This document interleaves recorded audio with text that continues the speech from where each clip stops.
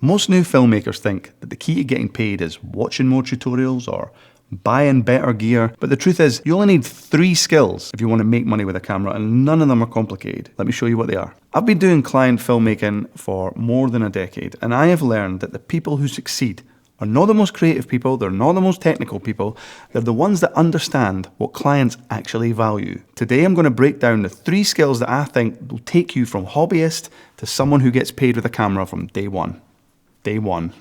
So let's get started. Skill number 1 is client acquisition. I know, it's not really that exciting, right? But think about it like this. If you can get clients and you can get work, then you can learn on the job. But if you can't get work, then it doesn't really matter how good you are at what you do because no one's paying you. Client filmmaking doesn't start with a camera. It starts with the ability to approach people and talk about what you do and offer something useful. And that means outreach, messaging businesses, starting conversations, letting people know that you exist. This is not about being confident or outgoing or being an extrovert. It's just about being willing.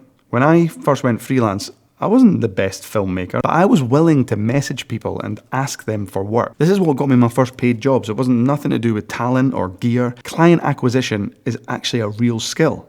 Find people, start conversations, offer value, repeat it. Do this consistently and you'll never be short of work.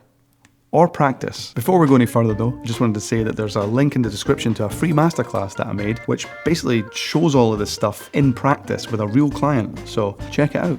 Do it now. I'll wait. Once a client says yes, then something interesting happens. That brings me on to the second skill. Skill number 2 is communication and planning. What the Listen, I know this sounds really fucking boring, right? But I promise, this is really important. If you can communicate with your clients from the get-go, then everything else just becomes a lot easier. See, clients don't just want a person with a camera. They want someone who understands their message better than they do. So your job is to remove that uncertainty, ask them the right questions to start with, explain your process clearly and give them a simple plan that they can trust. Because once they can trust you, they'll let go of everything and they'll just let you get on with it. See, most problems that I ever encounter in projects come from miscommunications or lack of clarity at the start. Good communication sounds like this. Here's what we're making, here's why, here's what I need from you, and here's what you can expect from me. When a client feels understood, everything becomes easier. They just relax. They trust your decisions and they give you fewer revisions and notes. And they hire you again. My career changed when I stopped trying to impress clients and I just started focusing on that clarity that I could offer them. When your communication is solid, the third skill, filming, becomes pretty simple. So finally, we're talking about something fun. The third skill is capturing clean, professional footage. Now, obviously, this was going to be one of them, right? We need to be able to make an image look good. This is a given, but you don't need to complicate it. Clients don't need cinematic masterpieces. They need footage that they can actually use. Your job is reliability, good composition, clean audio, stable shots, and enough coverage to tell the story. Keeping it simple. You can learn forever on how to film pretty pictures, and there's a whole load of resources out there that show you how to do just that, but don't forget, you only truly improve when you practice, and the best practice by a million miles is doing it on the job. So just start simple, be intentional, leave the fucking gimbals and sliders at home until you can capture footage that sticks to that story, that plan. Because that's the best part. If your communication and skill 2 is clear, then filming becomes mostly execution. You already know exactly what the client needs because you planned it together. I'm not trying to destroy your passion here. Once you start getting good at all this stuff, then you can start dressing it all up.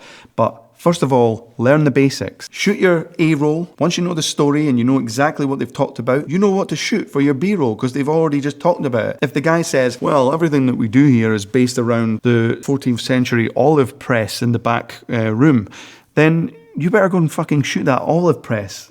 If you start thinking about it like this, each bit writes the next bit. If you shoot all of that stuff in accordance to the planning that you've already discussed and the message that the client wants to get out there, the edit writes itself. It's just a case of putting together all the pieces. There's no mystery. That's why I never even added editing in. Plus, I thought that 3 sounded better than 4. Maybe I should have done 4. I'm trying to make a point here, all right? There is a whole side of filmmaking which is extremely creative and beautiful. I make short films and music videos and I get really creative with all that shit. But I also know that there's a time and place for that. And when you're here to deliver something for a client, you want to make it as painless as possible for both of you. And if you spend all day shooting stuff that you're not going to use, it's going to end up being painful because you're going to want to put it in and they're going to want to cut it out. Now let's recap that list. Number 1, client acquisition. Number 2, communication and planning.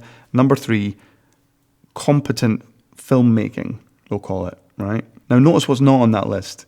Drones, gimbals, fucking 120 frames, wacky transitions. All that shit is great and it has its place, and you at one point will get to use all of that stuff, but don't be the guy who buys all of that shit and then just sits in his office or his spare room playing with it all with nothing to shoot. Be the guy that can afford to buy all that shit because he's had so much work and then start incorporating it into your next work when you start leveling up. I was actually, and I'm not even lying, I was speaking to a rocket company today. They make rockets that go into space. And we were talking about working together, and I'd got in touch with them. I reached out to them. The woman I was talking to, she was the business development person.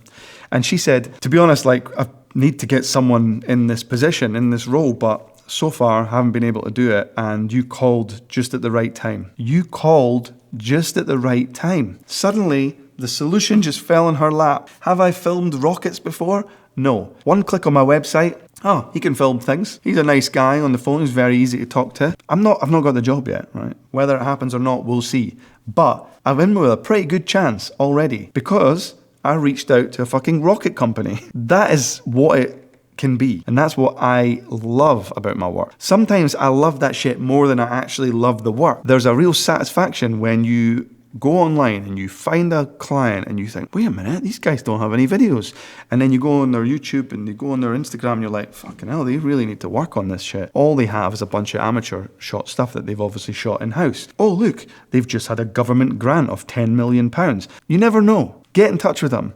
Be the guy, because communication will get you there faster than them looking around on the internet to see who's got the flashiest fucking edit skills. Anyway, I hope I've made my point. I hope you found that helpful or useful or interesting or annoying or anything. I hope it elicited some response from you. And if you're still here as well, then thanks, because no one ever watches till the end. Why is that? I always watch to the end. Anyway, if you want to go fully in depth a bit more into how I do this, there's a free masterclass that I've made. There's a link below. Click on that. If it's not ready when you click on that, it's just because it's really complicated, man. I put a lot of work in it and I've got little kids in that, but like, it will be ready soon. Click the link and when it is ready, I'll send it to you. Thanks for watching as always. And let me know if you like this format of video, because I've got no idea what I'm doing.